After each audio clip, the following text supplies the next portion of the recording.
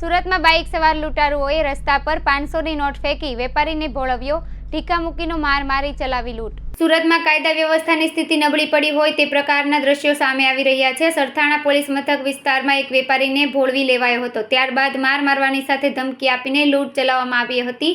લૂંટ ચલાવીને આરોપીઓ નાસી ગયા હતા, જેથી પોલીસે સીસીટીવીના આધારે ગુનો દાખલ કરી વધુ તપાસ હાથ ધરીને 3ને ઝડપી લીધા હતા. Sarthana canal road Narayannagar godown ખાતે જવા પગપાળા નીકળ્યો હતો. આ દરમિયાન બાઇક પર ટ્રિપલ સવારી યુવકોએ ફરિયાદીને ઊભો રે કહી પકડવાની કોશિશ કરી હતી. ફરિયાદી ભાગીને સિલ્વર બિઝનેસ હબના વોચમેન પાસે પહોંચી ગયો હતો. લૂંટની ઘટના સીસીટીવીમાં કેદ થઈ છે. પોલીસે 3 ઇસમોની ધરપકડ કરી છે.